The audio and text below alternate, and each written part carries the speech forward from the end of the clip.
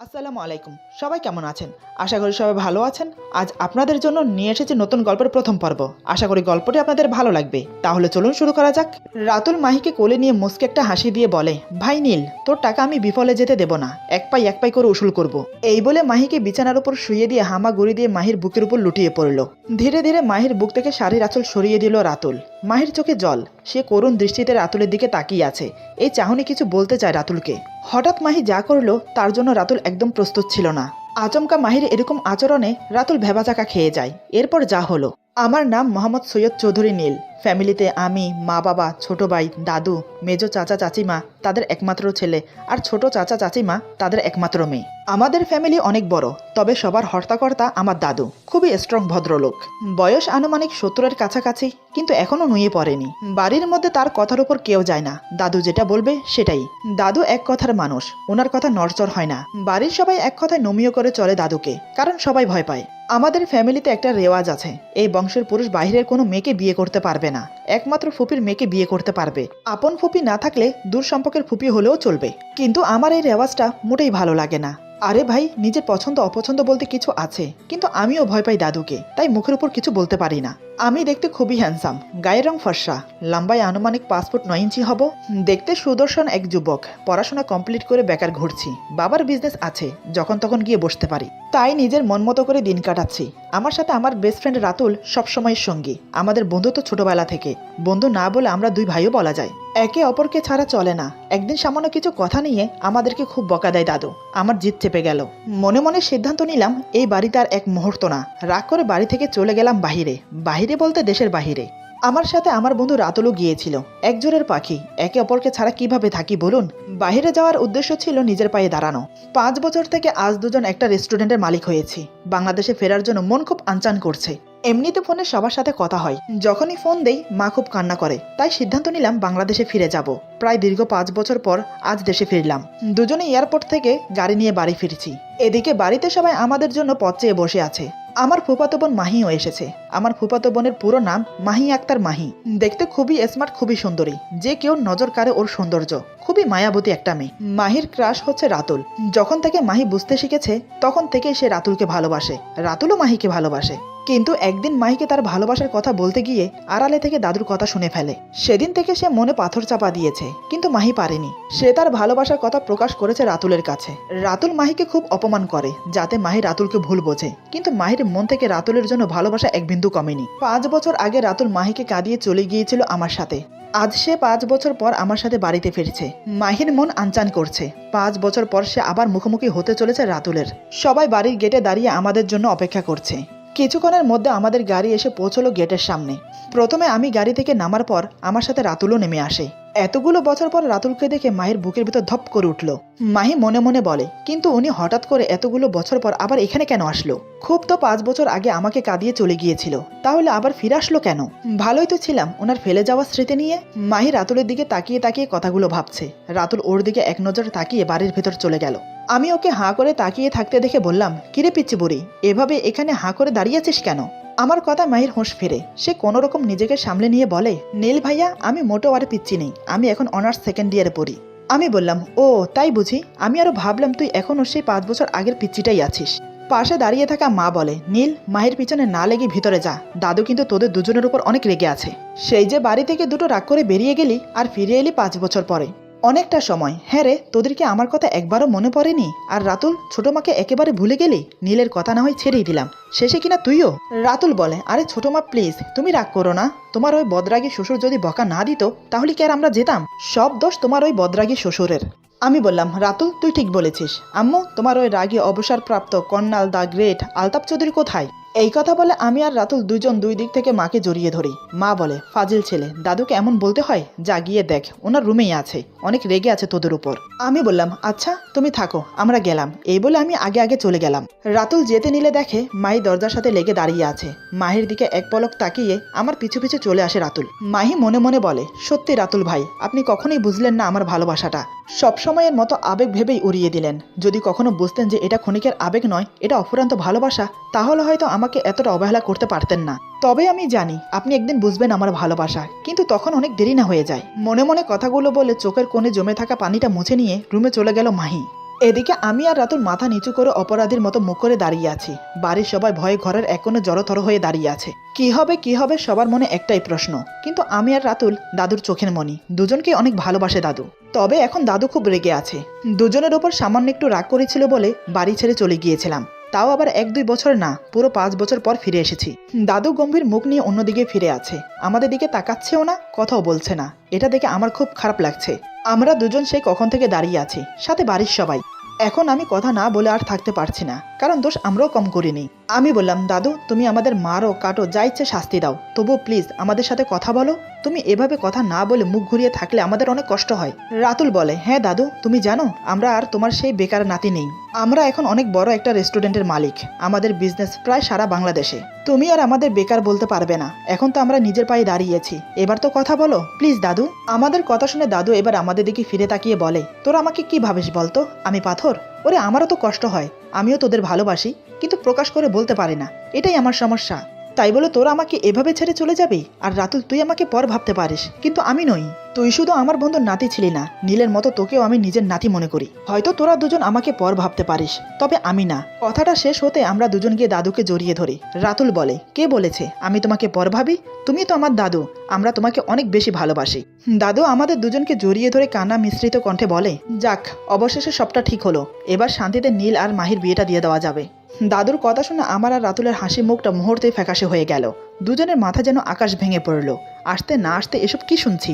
রাতুল অবাক হলেও ব্যাপারটা স্বাভাবিকভাবে নিল, কারণ আজ থেকে 5 বছর আগেই দাদুর মুখে এই কথাটা শুনেছে সে। সেজন্যই তো মাহিকে নিজের ভালোবাসার কথা বলতে পারেনি, দূরে সরিয়ে দিয়েছিল মাহিকে। কিন্তু কথাটা আমি হজম করতে পারছি না, এটা কখনোই হতে পারে না। মাহিকে আমি বিয়ে করব? ইম্পসিবল। মাহিকে আমি সে চোখে কোনোদিন দেখিনি, ওকে আমি আমার ছোট বোনের মতো দেখেছি। সেই মাহিকে আমি বিয়ে করব? না, এটা কখনোই হতে পারে না। দাদু বলে, আচ্ছা অনেক হয়েছে কথা, তোরা অনেক দূর থেকে এসেছিস, আগে গিয়ে হাত মুখ ধুয়ে নে, তারপর বসে এসব নিয়ে আলোচনা করা যাবে, ওকে? আমি আর এক মুহূর্ত থাকতে পারছি না এই রুমে, তাই দাদু থেকে বিদায় নিয়ে রুম থেকে বেরিয়ে গেলাম। রাতুল বলে, দাদু আমিও যাই, আমাকে বাসায় যেতে হবে, আব্বু আম্মু চিন্তা করছে। এই বলে রাতুল বিদায় নিয়ে চিন্তিত ভরা মন নিয়ে রুম থেকে বেরিয়ে গেল। মাহি রুম থেকে বেরিয়ে এদিকেই আসছিল, হঠাৎ রাতুলের সাথে ধাক্কা খেয়ে পড়ে যাচ্ছিল মাহি। রাতুল তখনই মাহিকে ধরে ফেলে, এক হাত মাহির কোমরে আর অন্য হাত মাহির মাথায় ধরে আছে। এদিকে মাহি ভয়ে চোখ বন্ধ করে শক্ত হাতে রাতুলের শার্টের কলার ধরে আছে। রাতুল অপলক দৃষ্টিতে মাহির দিকে তাকিয়ে আছে, যেন মনে হচ্ছে কত বছরের পিপাসা মিটাচ্ছে। চোখের পলক ফেলতেই ভুলে গেছে রাতুল, মনে হচ্ছে চোখের পলক ফেললেই দেখা কম হয়ে যাবে। মাহি আস্তে আস্তে চোখ খুলে তাকিয়ে দেখে একজোড়া চোখ মাতাল দৃষ্টিতে ওর দিকে তাকিয়ে আছে, যেন চোখের ভাষায় অনেক কিছু বলতে চাইছে। রাতুল এক হাত দিয়ে মাহির মুখের উপরে আসা চুলগুলো আলতো করে সরিয়ে দিল, নিজের অজান্তে ঠোঁটজোড়া এগিয়ে নিয়ে গেল মাহির কপালের দিকে। এদিকে মাহি রাগ অভিমান ভুলে আবেশে দুটি চোখ বন্ধ করে নিল। রাতুল চোখ বন্ধ করে মায়ের কপালে আলতো করে একটা চুমু দিল। মাই কেঁপে উঠে রাতুলের গলা জড়িয়ে ধরল। চোখ বন্ধ অবস্থায় রাতুল মাহির 2 গালে আলতো করে চুমু দিল। রাতুলের ভালোবাসার পরশে মাহি কেঁপে কেঁপে উঠছে। হঠাৎ রাতুলের কিছু একটা মনে পড়তেই হোঁশ ফিরল। রাতুল তৎক্ষণাৎ মাহিকে ছেড়ে দিল। আবেগের বশে ও অনেক বড় ভুল করতে যাচ্ছিল।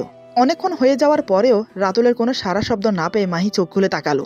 রাতুল বিরক্তি ভাব নিয়ে বলে, কিভাবে হাঁটিস যে যখন তখন যেখানে সেখানে পড়ে যাস? এত বড় হয়েছিস এখনো ভালো করে হাঁটা শিখলি না?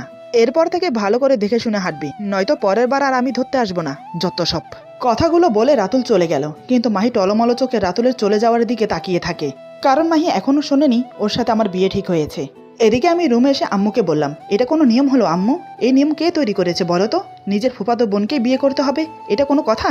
মা বলে, তোর দাদু আগে থেকে এই নিয়ম মেনে এসেছে। তোর দাদুও তার ফুফাতো বোনকে বিয়ে করেছে, আর তোর বাবাও তার ফুফাতো বোনকে বিয়ে করেছে, তাই সেই নিয়ম অনুযায়ী তোকেও মাহিকে বিয়ে করতে হবে। তুই আসবি বলে মাহি এখানে এসেছে, ও হয়তো রাতে চলে যাবে, ওকে গিয়ে দিয়ে আসবি, নয়তো দাদু রাগ করবে। আমি বললাম, আমি মানি না এই অদ্ভুত নিয়ম, আরে নিজেরও তো একটা পছন্দ অপছন্দ থাকতে পারে। মা বলে, না পারে না, তোকে যখন বলা হয়েছে মাহিকে বিয়ে করা লাগবে তো লাগবেই, বাবা যা বলেছে তাই হবে, আর কোনো কথা হবে না, ওকে? আমি বললাম, কিন্তু মা, আমি কিছু বলার আগেই রাতুল চলে আসলো। রাতুল বলে, নীল আমি বাসায় যাচ্ছি, তুই যাবি নাকি আমি একাই চলে যাব? আমি বললাম, আরে না দাঁড়া, আমিও যাব। এই বলে দুজনেই বেরিয়ে গেলাম, উদ্দেশ্য রাতুলের বাড়ি। গাড়ি চালাচ্ছিলাম আমি, এমনিতেও মেজাজটা খুব খারাপ হয়ে আছে, কারণ মাহিকে বিয়ে করার ব্যাপার নিয়ে। আমি অনেক আগে থেকেই জানি রাতুল আর মাহি একে অপরকে ভালোবাসে, কিন্তু রাতুল ইগনোর করছে, সেটাও আমার চোখে পড়েছে। তবে আমি কখনো ওদের মাঝে কথা বলতে যাই না। কথাগুলো ভাবতে ভাবতে একটু অন্যমনস্ক হয়ে গাড়ি চালাচ্ছি। হঠাৎ আমার গাড়ির সাথে কিছু একটা ধাক্কা লাগলো। আমি তাড়াতাড়ি গাড়ির ব্রেক কষে বললাম, ও শেট। রাতুল বলে, দেখে শুনে গাড়ি চালাবি তো, দেখ কি হলো। রাতুলের কথা শুনে আমি গাড়ি থেকে নেমে বাইরে এসে দেখি একটা মেয়ে স্কুটি নিয়ে আমার গাড়ির সামনে পড়ে আছে। এইটা দেখে আমি মেয়েটিকে যখন সাহায্য করতে এগিয়ে গেলাম, ঠিক তখনই মেয়েটি রেগে আমাকে বলে, এই যে ফাজিল লোক, নিজের বড় গাড়ি আছে বলেই কি ইচ্ছে মতো গাড়ি চালাবেন? রাস্তাটা কি আপনার দাদার? বদলোক একটা, যখন গাড়ি চালাতেই পারেন না তখন গাড়ি নিয়ে বের হন কেন রাস্তায়? বাড়ি থেকে বেরোনোর সময় এমনি মাথা গরম ছিল, এখন রাস্তার মাঝখানে এই মেয়েটার কথাগুলো শুনে মেজাজটা আরো খারাপ হয়ে গেল। আমি বললাম, হেই মাইন্ড ইউর ল্যাঙ্গুয়েজ, কিসব কথা বলছেন আপনি? মানছি যে আমার গাড়ির সাথে ভুল করে আপনার স্কুটি ধাক্কা লেগে গেছে, তাই বলি কি বাপদাদা তুলে কথা বলতে হয়? আমার না হয় রাস্তাটা দাদার নয়, তা এই রাস্তাটা কি আপনার বাপের? মেয়েটি বলে, না রে, আপনার বাবার, আর আপনার বাবা আমার আঙ্কেল লাগে, চোখ থাকতে অন্ধ কোথাকার। মেয়েটার কথা শুনে আমি পুরো বোকা বনে যাই, আবার অন্যদিকে রাগে ফেটে যাচ্ছি। আমি দাঁতে দাঁত চেপে বললাম, আমি না হয় চোখ থাকতে অন্ধ, আপনার তো এয়া বড় বড় গরুর মতো দুটো চোখ আছে, তাহলে মরতে আমার গাড়ির সামনে আসলেন কেন? আমার কথা শুনে মেয়েটা মনে মনে বলে, এখন আমি কি বলবো? না না, হেরে গেলে চলবে না, কিছু তো একটা বলে জিততেই হবে। মেয়েরা কখনো ছেলেদের সাথে ঝগড়ায় হেরে যায় না। মেয়েটি মনে মনে কথাগুলো বলে আমাকে বলে, এই যে শুনুন, মাঝ রাস্তায় পায়ে পা লাগিয়ে ঝগড়া করবেন না তো, ঝগড়োটে লোক একটা। আমার আলুগুলো সব ফেটে চোচার হয়ে গেল রে। আমি বললাম, কি? এখন তো দেখছি আপনি শুধু অন্ধ নন, সাথে কানেও খাটো। এদিকে রাতুল আমাদের কাণ্ড দেখে মনে মনে বলে, কেউ কারো থেকে কম না। রাস্তার মাঝখানে গাড়ি থামিয়ে দুজন প্রাপ্তবয়স্ক ছেলে মেয়ে দাঁড়িয়ে দাঁড়িয়ে ঝগড়া করছে, দেখো কাণ্ড। এতক্ষণেও যখন আমি আসলাম না, তাই রাতুল গাড়ি থেকে নেমে আসে। গাড়ি থেকে নেমেই দেখে পুরো রাস্তা জ্যাম হয়ে গেছে। দুই দিকের রাস্তা থেকে গাড়ি হর্ন দিচ্ছে, অনেক মানুষ রেগে চেঁচামেচি করছে।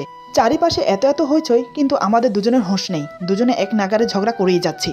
আমি বললাম, আপনার মতো মেয়ে যার বউ হবে তার আর বেঁচে থাকতে হবে না, মরার আগেই বেচারার জীবনটা নরক হয়ে যাবে। মেয়েটি বলে, এই শুনুন, আপনাকে আমার বিয়ে নিয়ে ভাবতে হবে না, আমি জানি আমি কেমন, আর যাই হোক আপনার মতো ঝগড়াটে কোনো লোককে বিয়ে করব না। এরই মধ্যে রাতুল চলে এলো। রাতুল বলে, নীল, কি হচ্ছেটা কি? কি বাচ্চাদের মতো মাঝ রাস্তায় দাঁড়িয়ে ঝগড়া করছিস? ভালো করে চারিপাশে তাকিয়ে দেখ, পুরো রাস্তা জ্যাম হয়ে গেছে, চল এখান থেকে। আমাকে টানতে টানতে গাড়ির দিকে নিয়ে যেতে যেতে বলে রাতুল। আমিও যেতে যেতে বললাম, আপনাকে আমি দেখে নেব মিস বকবক। মেয়েটি বলে, দেখুন না, দেখুন, ভালো করে দেখুন, সামনেই তো আছি, ঝগড়টে লোক একটা। এরপর দুইজন দুদিকে চলে গেলাম। এদিকে মেয়েটি এক বস্তা রাগ নিয়ে বাড়ি ফিরিল, ধূপধাপ পা ফেলে বাড়ির ভিতরে চলে গেল, কিন্তু এখনো আমাকে বকেই যাচ্ছে। বাজারের ব্যাগটা রেখে সোজা নিজের রুমে চলে গেল। তারপর হাত মুখ ধুয়ে মাথায় একটু পানি দিল, কেননা মাথাটা এখন ঠান্ডা করা দরকার। মেয়েটি একটু জোরে জোরেই বলে, কত খারাপ লোক, বড় গাড়ি আছে বলে রাস্তা এভাবে চালাতে হবে? আল্লাহ না করুক, যদি আমার কিছু একটা হয়ে যেত তাহলে আমার মাকে কে দেখতো? ভাগ্যিস আল্লাহ ঠিক সময় বাঁচিয়ে দিয়েছে। আবার যদি ওই লোকটার সাথে দেখা হয় তবে ওনাকে বুঝিয়ে দেব আমি রুবি কি জিনিস, আর ওনা থেকে কিছু টাকাও নেব, কেননা ওনার জন্য আমার স্কুটির সামনের আয়নাটা ভেঙে গেছে। এদিকে রুবির মা রুবিকে বকবক করতে দেখে বলে, কিরে, কার সাথে কথা বলছিস আর কাকে এত বকা দিচ্ছিস? রুবি বলে, আর বলো না মা, জানো আজকে কি হয়েছে? তারপর রুবি ওর মাকে সব খুলে বলল, আচ্ছা তুমি বলো আম্মু, যদি আমার কিছু হয়ে যেত? আর তুমি তো জানোই আমি কত সুন্দর করে স্কুটি চালাই, একদম এক সাইডে বললে চলে। মা বলে, তুই যে কেমন করে স্কুটি চালাস সেটা আমি খুব ভালো করেই জানি। স্কুটি নয়, মনে হয় প্লেন চালাচ্ছিস। ভাগ্যিস ওই ছেলেটার কিছু হয়নি। আমি শিওর যদি আর কিছুক্ষণ ওই ছেলেটা ওখানে থাকতো তাহলে তুই ওকে ঘন ধোলাই খাওয়াতি। রুবি বলে, কি, তুমি আমার আপন মা হয়ে আমাকে এভাবে বলতে পারলে? মনে তো হচ্ছে তোমার ওই ছেলেটার জন্য পরাণ কাঁদছে। যাও না, যাও গিয়ে ছেলেটাকে তোমার মির্জামাই বানাও। মা বলে, না থাক, আমার শুধু শুধু কারোর জীবন নষ্ট করার কোনো ইচ্ছে নেই। রুবি নাকি কান্না করে বলে, আম্মু। মা মুচকি এসে বলে, আরে আমি তো মজা করছিলাম, আমার মেয়ে অনেক ভালো, একদম সোনা মেয়ে, আয় খেতে আয়, আমি খাইয়ে দিচ্ছি। এদিকে রাতের খাবারের পর আমার মা বলে, নীল, মাহিকে ওর বাসায় দিয়ে আয়। কথাটা শুনে আমি ভুরু কুচকে তাকালাম, কিন্তু কিছু বললাম না, কারণ দাদু ছিল সামনে। মনে মনে রাগ হচ্ছিল খুব। আমি দিয়ে আসবো ওকে? ইম্পসিবল। ঠিক আছে বলে ওখান থেকে চলে আসলাম। মাহি চলে গেল রেডি হতে নিজের রুমে, আমি আর রাতুল বাহিরে চলে এলাম। আমি বললাম, রাতুল, তুই বরং মাহিকে বাসায় দিয়ে আয়। আসলে আমিই দিয়ে আসতাম, কিন্তু আমার একটা কাজ পড়ে যাওয়ায় যেতে পারছি না। আর এই রাতের বেলায় তো মাহিকে একা ছাড়তে পারছি না, তাই বলছি তুই ওকে দিয়ে আয়। আমার কথা কেন জানি রাতুলের বিশ্বাস হলো না, তাই ভ্রু কুচকে বলে, তোর আবার এখানে কিসের কাজ? তোর কাজ পড়লে আমি জানতাম না? সত্যি করে বলতো। আর আমি মাহিকে পৌঁছে দিতে পারবো না, পারলে তুই গিয়ে দিয়ে আয়, নয়তো ওর বাসা যাওয়ার দরকার নেই। রাতুলের শেষের কথাটা মাহি শুনে ফেলে। আসলে ও ভিতরে গিয়েছিল রেডি হতে। তারপর সবার থেকে বিদায় নিয়ে খুশি মনে বাইরে গাড়ির কাছে আসতেই রাতুলের কথা শুনতে পায়। কথাটা শুনে মাহির চোখের কোনো পানি জমে গেল। কোনো রকম কান্না আটকিয়ে আমার সামনে এসে বলে, নীল ভাইয়া, আপনার যদি সময় হয় তাহলে আমাকে দিয়ে আসতে পারেন, নয়তো থাক, আপনাদের কাউকে আমাকে দিয়ে আসতে হবে না, আমি একাই যেতে পারবো। আসলে কারোর ইচ্ছের বিরুদ্ধে তো কাউকে দিয়ে কিছু করানো যায় না। কথাটা বলেই মাহি চলে গেল। আমি বললাম, নে হলো তো, ও তো চলে গেল, যা ওকে আটকা। রাতুল বলে, আরে আমি কেন যাব? ও তোর হবু বউ, তোর হবু বউ এভাবে রাতের বেলা একা বেরিয়ে গেল, তুই নিজে আনতে না গিয়ে একটা পরপুরুষকে যেতে বলছিস কেন? তোর একটা দায়িত্ব আছে, তুই এভাবে তোর দায়িত্ব আমার উপর চাপাতে পারিস না নীল। আমি বললাম, কি বললি? মাহি আমার হবু বউ, তাই তো? ওকে, ও যেহেতু আমার হবু বউ তাই ওর সব দায়িত্ব আমার। আর আমার এখন ইচ্ছে করছে না ওকে দিয়ে আসতে।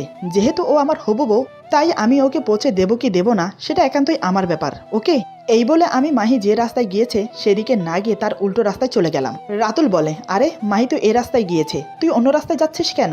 ও তো সেই কখন গিয়েছে, যদি কোনো বিপদ হয়। আমি বললাম, তোর যখন মাহিকে নিয়ে এতই চিন্তা তাহলে তুই যা, আমাকে কেন বলছিস? আমি এখন রাতের এই ঠান্ডা হাওয়া খাবো আর রাতটাকে উপভোগ করব। কতদিন পর দেশে আসলাম। জ্যাকেটের পকেটে হাত দিয়ে হাঁটতে হাঁটতে বললাম আমি, কেননা আমি জানি রাতুল ঠিক মাহিকে ওর বাসায় পৌঁছে দেবে, তাও আবার সই সালামতে। এদিকে হাঁটতে হাঁটতে প্রায় অনেক দূর চলে যায় মাহি। রাতের শহর, চারিদিকে আলো জ্বলছে, যেন মনে হচ্ছে রাত নয় এখনো দিন। রাস্তা দিয়ে সাঁই সাঁই করে একের পর এক গাড়ি চলে যাচ্ছে। মাহি সেদিকে তাকিয়ে মনে মনে বলে, আচ্ছা আমি যদি এখন এই গাড়ির নিচে চাপা পড়ে মরে যাই তাহলে কি রাতুল ভাই কাঁদবে, নাকি বলবে যে বাঁচলাম, অবশেষে আপদ বিদায় হলো। মাহির ভাবনার মাঝে রাতুল গাড়ি নিয়ে এসে মাহির সামনে দাঁড় করিয়ে বলে, রাস্তার দিকে তাকিয়ে ওভাবে কি দেখছিস? যেটা করার কথা ভাবছিস সেটা মাথা থেকে আর মন থেকে পুরোপুরি ভাবে মুছে ফেল, নয়তো মেরে এসব ফালতু ভাবনা ভাবার জন্য মাথা ফাটিয়ে দেব। জলদি গাড়িতে ওঠ। মাহি ওর দিকে তাকিয়ে মনে মনে আবার বলে, উনি তো আমার মনের সব কথা বুঝতে পারে, তাহলে আমি যে ওনাকে ভালোবাসি সেটা কেন বুঝতে পারে না? নাকি বুঝেও না বুঝার ভান করে থাকে? রাতুল বলে, কিরে কথা কানে যাচ্ছে না? রাস্তার মধ্যে এমন নাটক না করে গাড়িতে উঠে বস, অনেক জার্নিং করে এসেছি, ভীষণ ক্লান্ত লাগছে, তোকে বাসায় পৌঁছে দিয়ে লম্বা একটা ঘুম দেবো। মাহি বলে, তো যান, আপনাকে কে আসতে বলেছে? আমি নিজেই বাসায় চলে যেতে পারবো, কাউকে পৌঁছে দিতে হবে না। রাতুল বলে, মাহি রাস্তার মাঝে ঝামেলা করিস না, চুপচাপ গাড়িতে উঠে বস, তোর সাথে ঝগড়া করার মোড়ে নেই আমি, অনেক খারাপ লাগছে, একটু ভালো করে বললে কি হয়? আমি কি এতটাই খারাপ যে আমার সাথে একটু ভালো করে কথা বলা যায় না? নিজের মনে মনে কথাগুলো বলে একরাশ অভিমান নিয়ে মাহি গাড়িতে উঠে বসলো। মাহি গাড়িতে বসতে রাতুল গাড়ি স্টার্ট করে দিল। তারপর শুধুই পিনপিন নীরবতা, কেউ কারোর সাথে কথা বলছে না।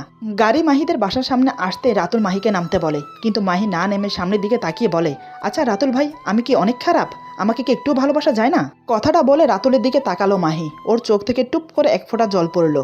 রাতুল সামনের দিকে তাকিয়ে বলে, বেশি কথা না বলে ভেতরে যা, অনেক রাত হয়েছে, নিশ্চয়ই তোর মা বাবা তোর জন্য চিন্তা করছে। আর এসব চিন্তা বাদ দিয়ে পড়াই মন দে, সামনের মাসে তো তোর বিয়ে, সেটা ভুলে যাস না। রাতুলের কথা শুনে মাহির বুকের ভেতরটা মোচড় দিয়ে উঠল। সে জানে আগামী মাসে তার বিয়ে। নিরাশ হয়ে কিছুক্ষণ রাতুলের দিকে তাকিয়ে থেকে মাহি গাড়ি থেকে নেমে গেল। রাতুলের দিকে আবার এক নজর তাকিয়ে বাড়ির দিকে যেতে লাগলো। রাতুল মাহি যাওয়ার পানে চেয়ে থেকে একটা দিক নিঃশ্বাস ফেলে, সিটে গায়ে এলিয়ে দিয়ে ওর দিকে তাকিয়ে আছে। যতক্ষণ না মাহি বাসার ভিতরে যায় ততক্ষণ। এদিকে রুবি রাতের টিউশনি শেষ করে বাড়ি ফিরছিল। হঠাৎ করে রুবির স্কুটি নষ্ট হয়ে যায়। কয়েকবার স্টার্ট দেওয়ার চেষ্টা করলো, কিন্তু না, কাজ হলো না। রুবি স্কুটিটা চেক করতে করতে বলে, উফ, এই স্কুটিটা এখনই খারাপ হতে হলো, আর হবেই বা না কেন? সকালে ওই লোকটা যে জোরে ধাক্কা দিয়েছে, এতে যে এখনো স্কুটিটা বেঁচে আছে এটাই তো অনেক। এই রাতের বেলা এটাকে ঠেলে ঠেলে নিয়ে যেতে হবে, একে তো শুনশান রাস্তা, তার উপর রাস্তায় আবার দুই পাওয়ালা কুকুর, মানে ফালতু ছেলে, তাদের নিয়ে বেশি ভয়। এটা মনে হতেই রুবি হাতের দিকে তাকিয়ে একবার চেক করে নিল যে ওর সেফটি কিটটা আছে নাকি। এমন একটা স্বস্তির নিঃশ্বাস ফেলে বলে, যাক বাবা, আছে। এইসব ভেবে দু হাতে স্কুটি ঠেলে নিয়ে যাচ্ছে রুবি। তবে ডান হাতের মুঠোয় একটা ধারালো খুর আছে, যেটা ও সবসময় নিজের কাছে রাখে সেফটির জন্য।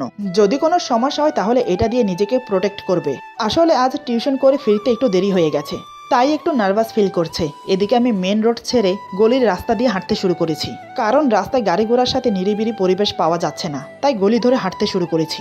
গলি ধরে হাঁটছি আর ভাবছি কি করে আমার আর মাহির বিয়েটা আটকানো যায়। হঠাৎ আমার চোখে পড়লো রাস্তায় থাকা ল্যাম্পপোস্টের আলোয় সকালের সেই মেয়েটিকে। মেয়েটি তার স্কুটি নিয়ে ঠেলতে ঠেলতে এদিকেই আসছে। পুরোপুরি সঠিক হওয়ার জন্য একটু ভালো করে দেখলাম। দেখে মনে মনে বললাম, আরে সকালের ওই ঝগড়াটে মেয়েটা না, এত রাতে এখানে কি করছে? দাঁড়াও, এবার বাগে পেয়েছি, এখন বোঝাবো মজা। কথাটা বলে আমি মেয়েটার দিকে এগিয়ে গেলাম। একটু এগিয়ে গিয়ে লুকিয়ে পড়লাম, উদ্দেশ্য মেয়েটাকে ভয় দেখাবো। মেয়েটা যখন আমাকে ছেড়ে সামনে এগিয়ে গেল, ঠিক তখনই আমি মেয়েটার পিছু নিলাম। এদিকে মেয়েটার অনেকক্ষণ ধরে মনে হচ্ছে ওর পিছনে পিছনে কেউ ওকে ফলো করতে করতে আসছে। রুবি মনে মনে বলে, ভূতে অতটা ভয় না পেলেও মানুষে ভয় লাগে, কেননা ভূত প্রেত আসলে দোয়া বা সূরা পড়লে তারা চলে যায়, কিন্তু কোনো খারাপ মানুষ এই রাতের বেলায় আসলে কি করবে সেটা ভেবেই ভয় লাগে। এটা ভেবে মেয়েটি দাঁড়িয়ে পিছনের দিকে তাকিয়ে দেখলো, না, কেউ নেই। তারপর আবার পথ চলতে লাগলো। কিছু দূর যাওয়ার পরে দেখলো ওর পেছনে কেউ আছে, তার ছায়া স্পষ্ট দেখা যাচ্ছে। এবার মেয়েটি শিওর হয়ে গেল ওর পেছনে পেছনে কেউ তো আসছে, তাই আস্তে করে স্কুটিটা থামিয়ে দাঁড়িয়ে যায়। হঠাৎ মেয়েটি এমন একটা কাজ করলো যা দেখে আমি বিস্ময়ে অবাক হয়ে গেলাম। এটা তো মেয়ে না, নির্ঘাত একটা ডাকাত। বিস্ময়ে অবাক হয়ে কিছুক্ষণ তাকিয়ে রইলাম ওর দিকে, কি বলবো ভাষা খুঁজে পাচ্ছি না। মেয়েটির কাণ্ড দেখে মাথায় আমার রাগ চেপে বসেছে। এরপর যা হলো, আজকের গল্প এখানে সমাপ্ত। গল্পের বাকি অংশ পেয়ে যাবেন আগামী পর্বে। আশা করি গল্পটি আপনাদের ভালো লাগবে। সবাই ভালো থাকবেন, সুস্থ থাকবেন, আল্লাহ হাফেজ।